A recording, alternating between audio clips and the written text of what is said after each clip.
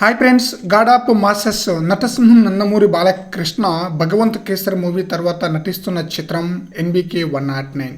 ఈ మూవీకి డైరెక్టర్ బాబీ కోహ్లీ. చిత్రంపై అంచనాలు తారా స్థాయిలో ఉందన్నమాట. ఈ మూవీ యొక్క షూటింగ్ కూడా చాలా స్పీడ్గా జరుగుతుంది. అయితే ఈ చిత్రంలో బాలకృష్ణ 2 పాత్రలో నటించబోతున్నారు. ఆ 2 కూడా చాలా బ్రహ్మాండంగా ప్రేక్షకునైతే ఆకట్టుకోబోతుంది. అలాగే ఈ చిత్రంలో 3 హీరోలు నటిస్తున్నారు అనమాట. మెయిన్ విలన్గా బాబీ డియోల్, బాలీవుడ్ స్టార్ అయిన బాబీ డియోల్ మెయిన్ విలన్గా నటిస్తున్నారు. అయితే ఈ మూవీకి సంబంధించిన టైటిల్ అనౌన్స్మెంట్ అతి త్వరలో రాబోతుందనమాట.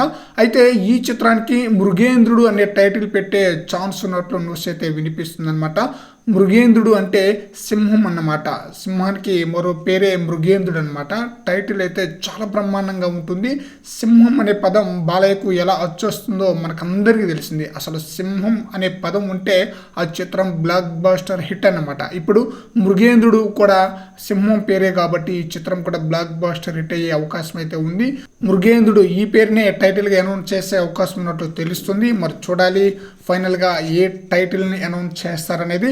ఫ్రెండ్స్, మృగేంద్రుడు అనే టైటిల్ ఎలా ఉంది ఫ్రెండ్స్? ఒకవేళ ఈ సినిమాకు అంటే ఎన్బికే 109 మూవీకి మృగేంద్రుడు అనే టైటిల్ పెడితే ఎలా ఉంటుంది అనేది మీ యొక్క అభిప్రాయాన్ని కూడా కామెంట్ సెక్షన్లో తెలియజేయండి ఫ్రెండ్స్.